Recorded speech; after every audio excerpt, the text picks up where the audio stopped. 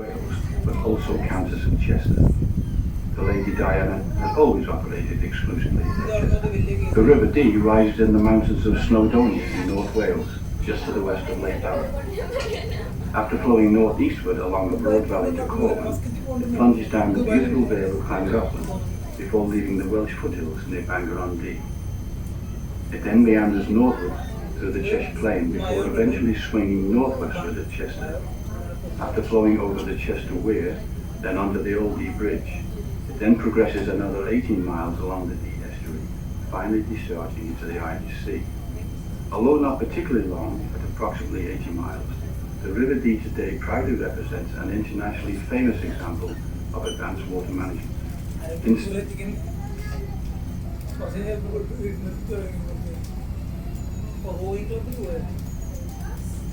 simple terms, water is stored in reservoirs during periods of heavy rainfall and then released back into the river by controlled sluice gates, thus supplementing the natural move flows and permitting constant extraction, while still maintaining a reasonably constant volume of water in the river. By these means, almost 200 million gallons can be extracted daily by 5 water authorities, while still allowing approximately 80 million gallons to flow onwards to the sea. This process was initially set up in the early 19th century to allow a constant supply of water to the local canal system. Thomas Telford, the Scottish engineer, famous for his canal, road and bridge building expertise, was the forerunner in this endeavour, and although today the system is much modernised, nonetheless the same principles are still applied. During your cruise today, you may see mallard ducks, waterfowl such as moorhens and coots, herons, cormorants and swans. In the UK, all swans belong to the Arabian monarch. The most common type to be found on the river is the mute swan, the largest native British bird, with a wingspan of more than 6 feet. In 1974, there were approximately 100 swans at Chester, but during the 1980s, their numbers almost vanished due to lead poisoning, nest vandalism, and injuries sustained from human labor. By the late 1990s, 20 to 30 breeding pairs had returned to the river, but today, sadly, the numbers have once again diminished. Recent evidence suggests that for whatever the reason, the swans have possibly just relocated for a while to the nearby canals, lakes, and other local rivers close to Chester. If you're really lucky today, you may even see a black cormorant on the riverside or standing on the weir. Should it have its wings fully outstretched, then it has probably just eaten and is now digesting its meal. What you are unlikely to see is exactly what's in the river. There used to be 2 main types of fishing on the river, both under license of course. Below the weir, in the lower reaches of the river, salmon fishing was undertaken commercially for decades. In common with most rivers on the western coast of the British Isles, the River Dee at one time saw a huge number of salmon returning regularly to spawn upstream. In 1997, for example, the salmon were so numerous during their return to the sea after spawning that some mistakenly leapt into many of the rowing boats at the quayside. Of course, being good upstanding citizens, the crew returned them to the river, thus allowing them to continue their journey. In more recent times, the National Environment Agency bought up all the traditional fishing concessions in order to preserve fish stocks, thus ending commercial salmon fishing below the weir. In more recent times, the National Environment Agency bought up all the traditional fishing concessions in order to preserve fish stocks, thus ending commercial salmon fishing below the weir. Above the weir, coarse fishing still takes place using rod and line. The River Dee is home to many fish, including the likes of chub, perch, roach, dace, bream, pike, and salmon, of course. On the subject of boating, I'll bet that not many of you are aware that Chester holds the distinction of having the oldest regatta in the country. In 1814, more than 10,000 people lined the riverbanks for a regatta in celebration of the defeat of Napoleon Bonaparte. The following day, he escaped from the captivity and regathered his scattered forces, only to suffer another death at the Battle of Waterloo. Naturally, Chester celebrated with yet another regatta. Cambridge held its first regatta in 1879, while Henley on Thames, generally regarded as Britain's principal international rowing venture, only held its first regatta in 1839. For the moment, ladies and gentlemen, there will be a short break in the conflict until the commencement of the return part of the cruise. after which point some of the more interesting views from the river will be outlined, hopefully, for your further enjoyment.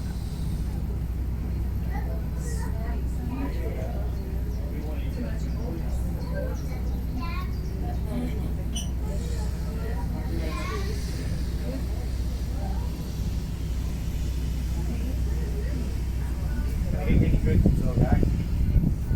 Any drinks at all? Do you want a drink? Oh no, thank you. You're alright. No worries. Any drinks, guys? Alright. You're alright, thanks. Any drinks, guys? You're alright, Nick. No worries.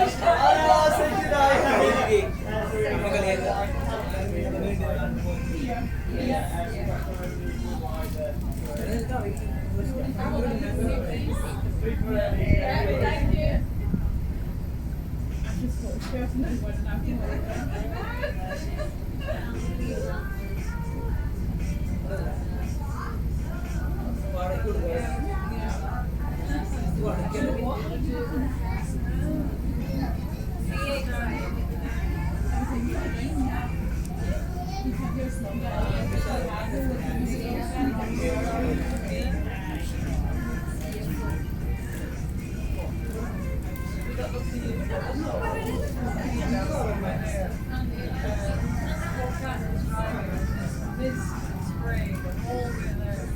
As soon as we got there, it's like,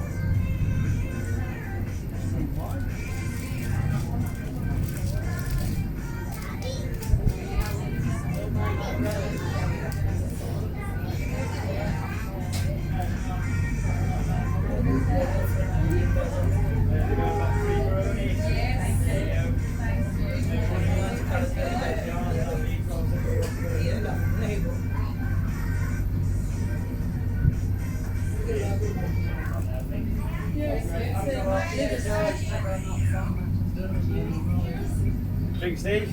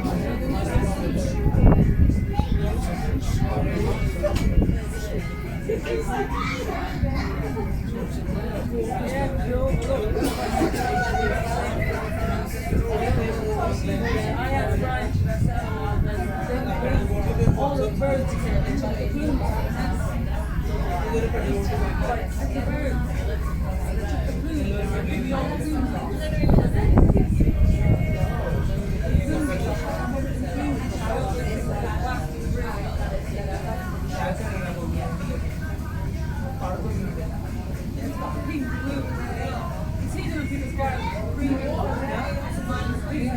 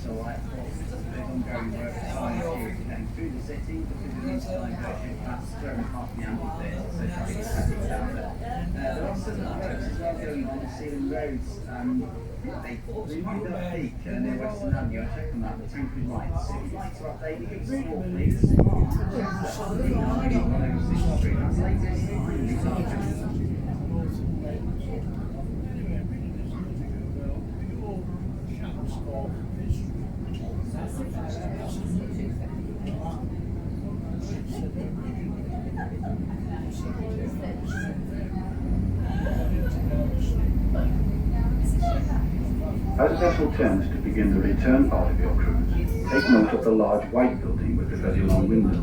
It is known as Carlton Villa. It was the site of a Roman villa almost 2,000 years ago, and it's still possible to see part of its base below the modern foundations. Further upstream is a stretch of water, known locally for quite obvious reasons as the Long or Straight Mile. Many British rivers do not have stretches quite like this, and consequently many international rowing teams, including the junior members of the British national squad, regularly visit here for practice. A little further beyond this straight section, the river begins to twist and turn, eventually passing through the estate of the Duke of Westminster. The family's name is Grosvenor, and the present Duke owns some 11,000 acres here just south of the city. His home is known as Eaton Hall and has been a family possession since the 15th century. The original Grosvenors were actually kinsmen of William the Conqueror himself, and as Norman Earls, they control most of the land around Chester. Today, not only are they the biggest landowners in Chester, but also in London, with properties in areas such as Grosvenor Square, Belgravia and Mayfair. As the vessel moves on downstream, almost immediately note the large glass-fronted building on the right-hand side, known as the Red House. It was actually painted a vivid red until quite recently, but toned down to its present colour to blend in more naturally with the river environment. There has been a public house on this site since 1850. A tea room was installed in its riverside gardens in 1890, followed by a ferry service which operated from 1900 until the early 1950s. Today it is a modern restaurant. A little further on, note the large apartment block. Built in 1979, it is known as Riverside Court. From 1868 until the 1970s, this was the site of another public house and lodgings known as the White House Hotel. The hotel provided rowing boats for hire, and it too ran a ferry service until the onset of the Second World War. Beyond Riverside Court, and continuing for quite some distance on the right-hand side, look out for some riverside wooden cottages, which were once part of the property of the large houses to the rear. of these riverside holdings have been sold off. Prices vary considerably depending on their size and quality, but are quite expensive considering that the owners cannot live in them and insurance is difficult because of the likelihood of flooding. Now turn to the left-hand side and far away in the distance, you will soon be able to see part of the city skyline. To begin with, look out at the four turrets atop our majestic cathedral. Originally, this was the site of a 7th century Saxon minster, but following the arrival of William the Conqueror in the 11th century, the first Norman Earl of Chester, Hugh d'Avranches, authorized the building of an abbey here in 1092. In 1540, along came Henry VIII, and in order to divorce his first wife, Catherine of Aragon, he split with the Church of Rome and made himself head of the newly formed Church of England. From this point on, Chester's Abbey became its cathedral.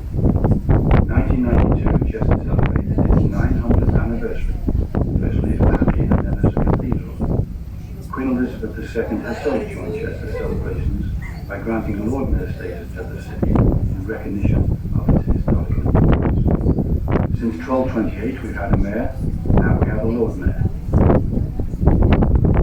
Just to the left of the cathedral, note the tall pointed tower standing high above Chester's Town Hall, seat of local government since it was built in 1869. Very much at the start of the Grand Chapel, surprisingly designed by a young Irishman when only 29 years of age. Still on the left-hand side, but sweeping well to the right, you will notice a tall chimney. This is Chester's Shot Tower. This tower was built in 1799 from a lead shot, otherwise known as musket balls, primarily for use as ammunition in the Napoleonic Wars. Although no one such towers were built at this time, Chester's Tower remains not only as the oldest of the 3 remaining towers in the UK, but as a reminder of those far-off days. I'm sure you will have noticed that for quite some time we have been travelling around a long bend in the river. In the 11th century, the land on the left-hand side was actually an island, known in those days as an eyot or eye, and was owned by the Norman Earls. When the last Earl died without an heir in 1237, the land passed to the Crown and was eventually sold off. Today it's a water meadow prone to winter flooding, and just as in medieval times, is still referred to as the Earl's Eye. Returning once more to the right-hand side, one can't help but notice the large castle-type building set back in the trees. It is known as Walmore Hill, and was originally built as the retirement home of a very famous Chester Victorian architect by the name of John Douglas. He was responsible for more than 400 buildings in and around the city, and was particularly noted for his splendid chimneys, some resembling sticks of barley sugar. By far his most famous piece of work is the marvellous wrought iron framework supporting Chester's beautiful clock astride the Eastgate, the symbol of Chester throughout the world.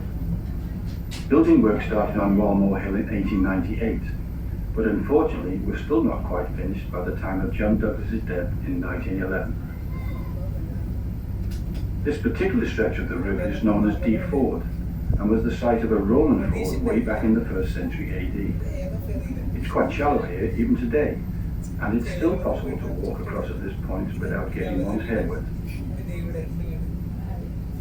Now in view on the right-hand side is a splendid 19th century cream building with a red roof. Once the residence of a wealthy Victorian family, it is now divided into self-contained apartments. Many of the buildings from this point on were constructed around the mid-19th century, in most cases for the well-to-do people of the day. The railways came to Chester in the 1840s and tourism started to boom. The city also became a fashionable centre for the rich and famous, many of whom chose to build their houses in the suburbs. This particular area, known as Borden, approximately 1 mile from the city centre, was just one of them. Today, many of the buildings have been split into apartments or taken over by various business concerns. This suburb was also very significant 2,000 years ago. The Romans of the day discovered natural water springs in the vicinity and pumped their supplies into the city by means of lead pipes and an aqueduct. Our modern city today takes some of its water supply from this same area. Shortly coming into view on the right-hand side and standing out very prominently is the lovely Church of St. Paul. Although initially built in 1830, it was comprehensively restored in 1876 by that same previously mentioned Victorian architect, John Douglas. Between the church and the buildings below is a small lane known as Battlewell Hill. Today, the lane is not visible from this viewpoint, but in medieval times it ran all the way down to the river's edge. To explain this strange name, one has to go back to that period and the practice of witchcraft. Ladies, under suspicion, were brought here, tied into a barrel, and then rolled down the hill into the river. Should the lady subsequently drown, then she would be deemed innocent and already on her way to heaven. However, should she survive this ordeal, then she would be declared guilty, taken from the barrel and transferred to a place of execution, where she would then be hanged. Clearly a classic no-win situation. Just a little distance behind the church, look out for an overgrown, uncultivated area known as Hangman's Hill. This was the place where such executions were carried out. A little known fact is that 15% of those executed were actually men.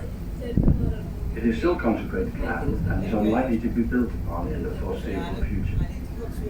From the 13th to the 17th century, some 300,000 unfortunates suffered similar deaths throughout Europe.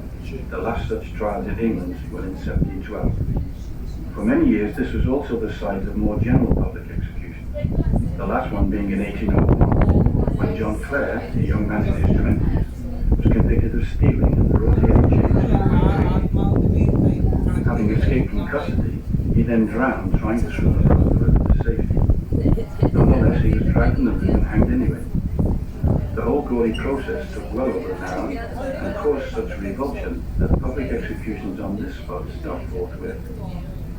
Just ahead on the right-hand side, and partially hidden by the huge trees, look out for the very tall red brick building in appearance just like a fairy tale castle. This was once the home of the author Thomas Hughes, who amongst other literary works wrote Tom Brown's Schooldays. Published in 1856, it recounted some of his experiences at Rugby School. As a member of the legal profession, he moved to Chester in 1882 as a county court judge, and had this beautiful mansion built overlooking the river, where he lived until his death in 1896. Offington House was named after the town in Berkshire, where he was born in 1822. Now look out for what appear to be some lovely Georgian buildings on the right-hand side. Known as Diva Terrace, they were actually built by the Victorians. Diva was the name given to the city 2,000 years ago by the Romans, in honor of the Celtic goddess of this very same river Dee on which you are now sailing. We now come to Grosvenor Park on the right-hand side. This 20-acre plot of land was given to the people of Chester in the 1860s by Richard Grosvenor, the second Marquess of Westminster. I'm sure that many of you will be surprised to know that the very first public park in the world was laid out in Birkenhead, a town north of here just across the River Mersey from Liverpool. It was landscaped in 1847 by Joseph Paxton, that very same architect responsible for London's Crystal Palace Gardens, laid out for the Great Exhibition of 1851. His pupil Edward Kemp designed Chester's Park in 1867. Very shortly, on the right-hand side, you will see some of Chester's premier rowing clubs on view. The Royal Chester, formed in 1887, is also the oldest school in Chester. The king in question was Henry VIII, and following the dissolution of the abbey, the school was founded in 1541 in the newly formed cathedral, initially for the education of 24 poor and friendless boys. By 1960, the school had expanded significantly, causing a move to new premises just south of the city. In 2003, the school became fully co-educational. Beyond the Boathouse Inn, dating from 1850, is the Grosvenor Rowing Club, formed in 1869, using the family name of the Duke of Westminster, whose estate lies further upstream. The large buildings on the left-hand side were built from the mid to late 19th century, once again for the well-to-do people of the day. Nowadays, many have been converted into nursing homes and the like. With the arrival of the railways in the mid-19th century, so people flocked to the city. Many of the rich people naturally chose to live in the suburbs next to the river, just like the area of Queen's Park on the left. And in 1852, the suspension bridge was built as a pedestrian linkage of the city. The present bridge replaced the original in 1923. Some of you may have seen or heard of Brown's department store in the city. Founded by Susanna Brown in the late 18th century, it later went on to become one of the best shops in the north of England. It was this same family who in the 1880s provided funds for necessary restoration work and the planting of the grove of lime trees, which you can see all along the right-hand side of the river. Today the area is simply known as the Groves. On the left-hand side, immediately opposite the landing stage where you boarded the vessel, look out for a very large building with classical pillars. It was originally built in Neo-Georgian style in 1937 as the headquarters of the Army's Western Command. The Army moved out in 1997 and the building is now part of the city's university complex. Its reputation as a distinguished training college since 1839 led to university status being granted in 2005. In the distance, note the Old Dee Bridge. Built in the 14th century, it replaced a number of partly wooden structures washed away in high floods and tides. There is recent archaeological evidence that parts of its base on the downstream side are demolished. A tower on the left-hand side was demolished in the 70s. In 1826, the structure was widened for pedestrian traffic. In 1886, just before the bridge, built by the Norman Earls of Chester in the 11th century, it served two main purposes. Firstly, to keep a constant depth of water above the weir, and secondly, to provide water power for their corn mills, situated along the right-hand side of the river, just beyond the bridge. Well, ladies and gentlemen, that's all we have time for. On behalf of Chester Boat, I would like to thank you all for sailing with us today. If you have enjoyed the cruise and commentary, then why not tell your friends? And if possible, please let us know on Chester Boat's social media channels. I also hope that you continue to enjoy the rest of your stay in Chester. On a final note, could I please ask you all to remain seated until the vessel is firmly and safely tied up on the landing stage.